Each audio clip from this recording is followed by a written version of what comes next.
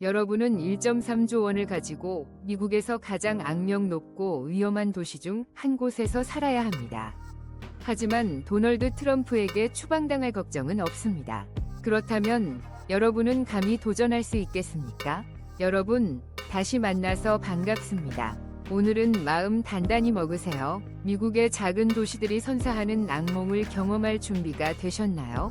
이곳은 마약 시장이 활개치고 인간의 목숨이 하찮게 여겨지는 곳입니다. 경찰이 출동해 문제를 해결하려 해도 부패와 뇌물이 만연해 결국 경찰서 전체를 개혁해야 할 정도입니다. 여기에 아주 기묘한 도시가 있습니다. 심지어 대통령이라도 총기 관련 규정 하나로 시민들을 화나게 할 수 없는 곳이죠. 지금부터 저와 함께 미국에서 가장 위험하고 독특한 8개 도시로 떠나 사람들을 공포에 떨게 하는 이유가 무엇인지 알아보겠습니다. 미국에서 가장 소름 끼치는 죽음의 도시, 위 불안한 삶 뉴저지주에 위치한 캠덴은 미국에서 가장 위험한 도시 중 하나로 꼽힙니다. 이곳에서는 13명 중 1명이 범죄의 희생양이 될 가능성이 있습니다. 벽에 남아있는 총탄 자국은 이 작은 도시에서 매년 2,000건에 가까운 폭력 사건이 발생한다는 증거입니다. 그중 57건은 살인 사건입니다. 도시 곳곳에 있는 폐허가 된 건물들은 이곳의 현실을 적나라하게 보여줍니다. 전체 인구의 약 40%가 빈곤선 이하의 삶을 살고 있으며 이들의 연평균 소득은 약 1,700만 원, 약 13,000달러에 불과합니다. 이는 뉴저지주 및 미국 평균보다 훨씬 낮은 수준입니다. 통계에 따르면 디트로이트는 미국에서 가장 위험한 도시로 평가되지만 볼티모어와 클리브랜드 같은 범죄 도시를 방문했던 도노반의 말에 따르면 캠든이야말로 최악의 도시라고 합니다. 과거 미국의 대표적인 마약 밀매 거점이었던 캠든은 단 23km 이위 작은 지역 안에 약 170개의 마약 시장이 존재했습니다. 버려진 사무실 건물은 마약 중독자들의 집결지가 되었고 폐허가 된 주택들은 노숙자들의 거처로 변했습니다. 거리는 온통 쓰레기로 뒤덮여 있습니다. 조사에 따르면 캠든의 경찰 조직 내부에 뿌리 깊게 자리 잡은 부정부패가 이 도시를 파멸로 이끈 주요 원인입니다. 캠든 경찰국을 상대로 한 소송 기록을 보면 경찰관들이 증거를 조작하고 보고서를 위조하며 법정에서 의증을 일삼았다는 사실이 드러났습니다. 결국 2013년 캠든 당국은 경찰 조직을 해체하고 새로운 인력으로 대체하는 계획을 승인했습니다. 새로 채용된 경찰관들은 담당 구역의 모든 주민을 직접 찾아가 인사를 해야 했습니다. 이는 경찰 부패가 얼마나 심각했는지를 단적으로 보여주는 사례입니다. 여러분은 13명 중 1명이 범죄 피해자가 되는 도시에서 살아갈 수 있겠습니까? 황폐한 거리, 벽에 남은 총탄 자국, 이곳이 바로 죽음의 도시 캠든입니다. 여러분은 캠든이 이렇게 끔찍한 도시가 된 가장 큰 원인이 무엇이라고 생각하시나요? 만약 범죄율 증가가 가장 큰 원인이라고 생각하신다면 1번을, 경찰의 부정부패가 가장 큰 원인이라고 생각하신다면 2번을 댓글로 남겨주세요. 지금 바로 댓글을 달아 캠든의 충격적인 어두운 면을 함께 파헤쳐 봅시다. 마약 시장이 많은 도시 캠든. 하지만 다음 도시는 더 많은 좀비들이 기다리고 있습니다. 캠든이 마약 천국이라면 다음 도시는 마약에 중독된 좀비들의 천국입니다. 미국은 경제와 군사 분야에서 세계 1위를 차지하고 있지만 한 가지 현실은 3억 3,300만 명의 인구 중 약 80만 명이 노숙자로 살아가고 있다는 사실입니다. 임시로 지어진 천막들이 곳곳에 자리 잡고 있습니다. 보도 위, 다리 아래, 고속도로 터널 안까지도 노숙자들의 거처가 되었습니다. 뉴욕에서는 106명 중 1명이 노숙자로 살아가고 있으며 이로 인해 뉴욕은 미국에서 노숙자 비율이 가장 빠르게 증가하는 도시가 되었습니다. 필라델피아는 마약 중독자들의 수도라고 불립니다. 이 도시의 이름이 낯설다면 1960년대 필라델피아에서 유래한 블랙 프라이데이를 떠올리면 됩니다. 당시 경찰이 쇼핑 시즌이 시작되는 추수감사절 이후 교통체증과 인파 혼잡을 설명하기 위해 사용한 용어였습니다. 가장 충격적인 곳은 켄징턴 거리로 이곳은 좀비들의 영역이라고 불립니다. 이곳에서는 마약 중독자들이 거리를 배회하며 마치 살아있는 시체처럼 움직입니다. 대낮에도 총격 사건이 빈번하게 발생하는 무법지대이기도 합니다. 여러분은 노천 마약 시장이라는 말을 들어본 적이 있나요? 이는 대낮에도 마약이 공공연하게 거래되는 필라델피아의 현실을 묘사하는 표현입니다. 이곳의 혼란스러운 상황을 보고 많은 사람들이 미국이 제3세계 국가가 되어버렸다 라고 한탄할 정도입니다. 베트남에서는 마약 매매나 유통이 적발되면 2년에서 7년의 징역형을 선고받을 수 있습니다. 그러나 미국에서는 마치 설탕이나 우유를 사고 파는 것처럼 마약이 거리에서 당연한 듯 거래됩니다. 특히 고가도로 아래 있는 데이스트리트는 마약 밀매의 중심지입니다. 경찰은 아예 개입조차 하지 않으며 알아서 살아남으라는 식으로 방치하고 있습니다. 심지어 거리에는 마약에 취해 쓰러진 사람들이 널브러져 있고 바닥에는 주사기와 쓰레기가 가득합니다. 여러분은 2021년 한 해 동안 약 11만 명의 미국인이 마약 과다 복용으로 사망했다는 사실을 알고 계신가요? 이 중 3분의 2는 극도로 강력한 신경안정제의 오남용으로 인해 발생했습니다. 중독자들은 이 약물을 사용하면 헤로인이나 펜타닐 같은 합성 마약의 효과를 극대화할 수 있기 때문에 선호합니다. 특히 펜타닐은 좀비 약 혹은 살을 갉아먹는 약으로 불립니다.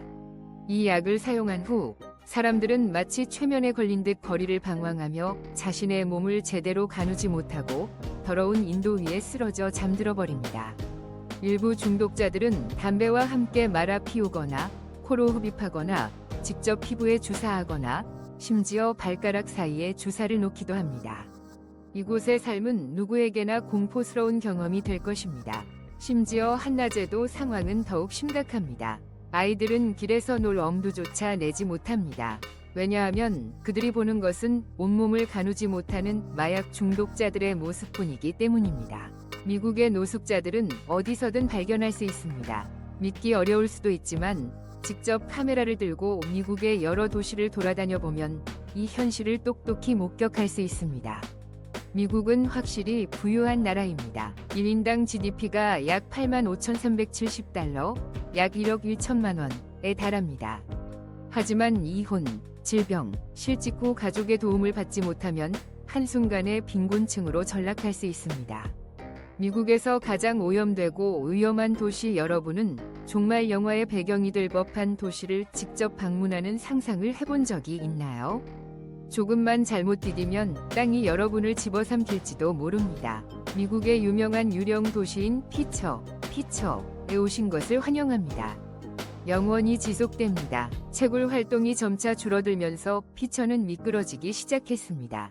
1960년까지 인구는 2,553명에 불과했고 1967년 마지막 광산이 폐쇄되자 피처는 거대한 산업 매립지가 되었습니다.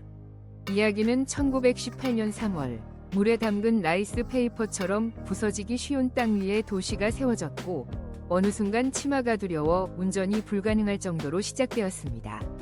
이 모든 것은 1913년 이곳에서 납과 아연 광산이 발견되면서 시작되었으며 이로 인해 피처는 새로운 유형의 금열풍이 되었습니다. 광업이 붐을 이루면서 수천 명의 광부와 그 가족이 모여들었고 이곳은 번화한 도시로 변모했습니다. 이 도시는 주요 광산 회사의 소유주인 피처 위 이름을 따서 명명되었습니다. 1916년까지 도시의 인구는 14,222명으로 정점에 이르렀으며 그중 대다수는 광부였습니다. 하지만 이것은 평범한 광산이 아닙니다. 피체르에서 채굴된 금속은 역사를 만드는 데 기여했으며 미국이 제1차 세계대전과 제2차 세계대전에서 사용한 탄약과 폭탄 탄피의 최대 75%가 이 자원에서 생산되었습니다. 채굴된 광석의 가치를 계산해보면 최대 200억 달러, 현재 환율로 500조 VND 이상에 해당에 달하는 진정한 지하 보물이지만 당사자는 없습니다. 숫자가 모든 것을 말해줍니다. 7천만 톤의 쓰레기, 3,600만 톤의 분쇄된 모래와 유독성 슬러지, 최대 90m 높이의 30개 쓰레기 덤이 거의 30층 건물 크기에 해당합니다. 그리고 도시 아래에 있는 거대한 터널 시스템은 전체 지역을 죽음의 함정으로 만들어 언제든지 싱크홀이 나타날 수 있다는 사실을 잊지 마십시오. 하지만 그게 최악은 아니다. 14,000개의 버려진 광산에서 나온 폐수가 강으로 흘러들어 물을 피처럼 붉게 물들이고 납, 아연, 카드뮴, 비소, 망간이 함유되어 있습니다.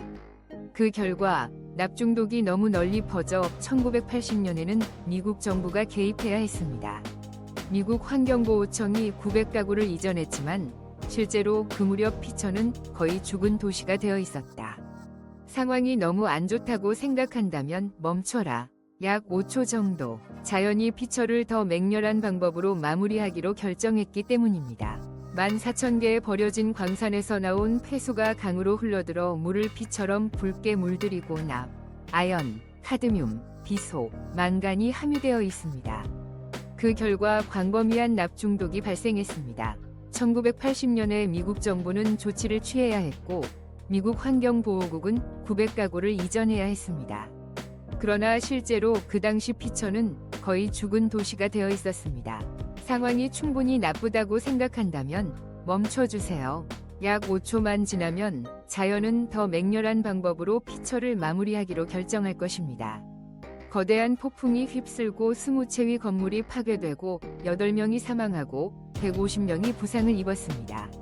그리고 마치 누구도 이곳으로 돌아올 수 없도록 2008년의 토네이도가 도시의 나머지 부분을 휩쓸어 진정한 황무지로 만들었습니다.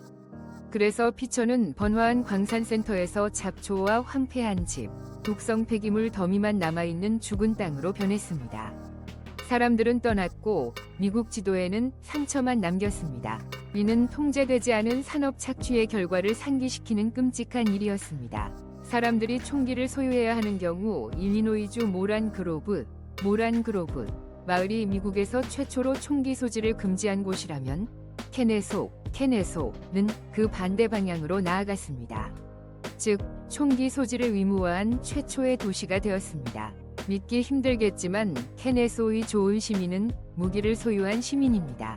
이는 1982년에 제정된 법률에 따라 각 가구주가 신체적 또는 정신적 장애가 있는 사람, 극도로 가난한 환경에 처한 사람, 범죄 기록이 있는 사람, 총기 소유를 인정하지 않는 종교적 견해를 가진 사람과 같은 일부 예외를 제외하고는 충분한 탄약이 포함된 총기를 최소 1개 이상 소유해야 한다고 규정한 결과입니다. 따라서 여성을 포함한 대부분의 지역 주민들은 총기 사용법을 배워야 했다. 심지어 아이들도 아주 어린 나이에 총기에 노출됩니다. 많은 젊은이들은 몸에 총을 문신으로 새겨 사랑을 표현하기도 합니다. 케네소의 총기 판매점에는 항상 사람들의 요구에 맞는 상품이 가득합니다. 이곳 주민들 대부분은 이 법이 도시를 더 안전하게 만들었다고 믿습니다. 왜냐하면 2023년에는 케네소에서 살인 사건이 없었기 때문입니다. 결론적으로 이곳을 여행할 기회가 있다면 항상 모든 사람에게 미소를 지으십시오. 모든 가구가 적어도 하나의 총을 보유해야 하는 도시에 대해 어떻게 생각하시나요? 조지아주 케네소는 총을 소유하는 것이 권리일 뿐만 아니라 의무이기도 한 곳입니다. 여기 사람들은 이것이 그들을 더 안전하게 해준다고 믿습니다. 하지만 당신도 동의하시나요? 자신을 보호하기 위해 총기 소유를 지지한다면 6번을 떠나세요. 이것이 많은 위험한 결과를 초래할 수 있다고 생각한다면 8번에 댓글을 달아주세요.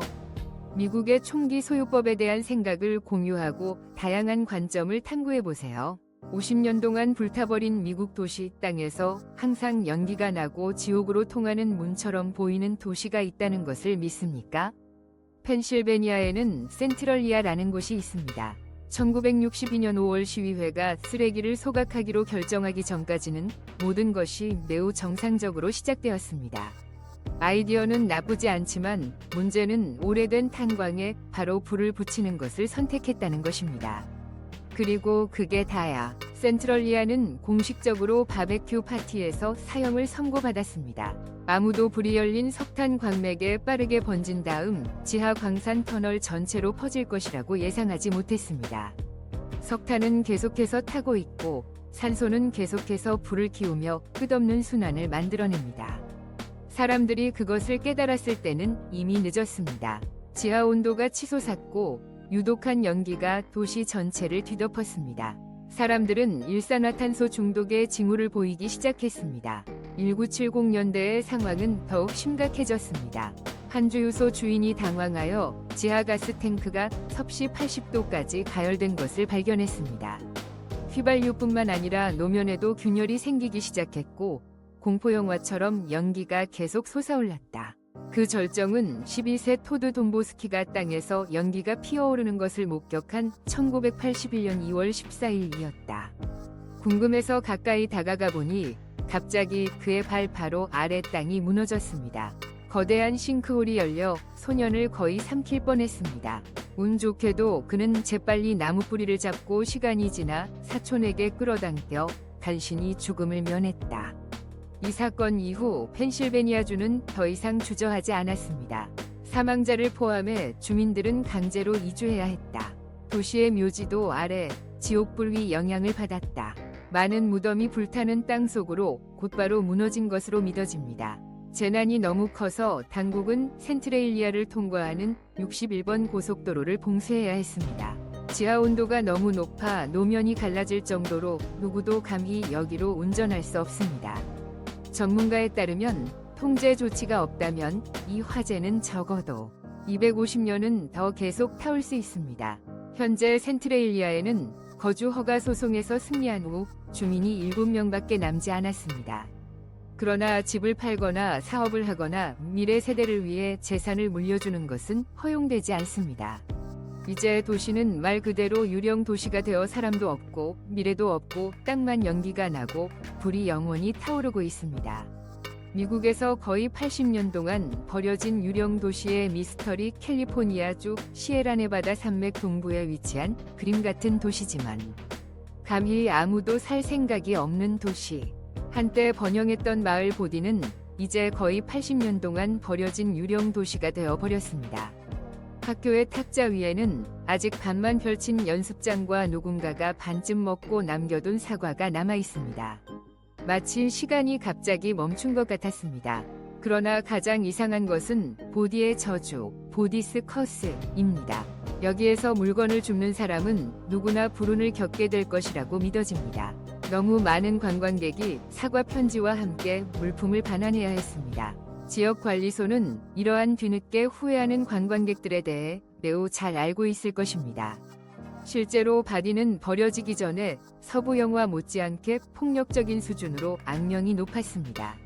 이곳은 한때 10,000명이 넘는 인구가 거주하고 약 250개의 건물이 최대로 가동되고 있는 번화한 금광마을입니다. 그러나 다른 곳에 식료품점, 학교, 은행이 있다면 바디에서는 영안실이 사업하기에 가장 번성하는 장소입니다. 이곳에서는 총격 사건이 매일 발생합니다. 사람들은 아침에 금을 캐러 나가고 정오에는 술집에 가고 밤에는 총을 휘두르며 서로를 쏘아댄다. 도시가 폐쇄된 후에도 여전히 6명이 머물기로 결정했지만 이상하게도 그중 5명이 의문의 상황으로 사망했습니다. 바디는 1861년에 설립되어 1879년에 쇠퇴하고 1942년에 공식적으로 버려졌습니다. 1962년에 단돈 $8만 내면 원하는 만큼 방문할 수 있습니다. 그러나 산책하고 사진을 찍는 것은 평온하다는 것을 기억하십시오. 실수로 가져갈 물건을 집어들면 바로 거기에 증거가 있을 것입니다.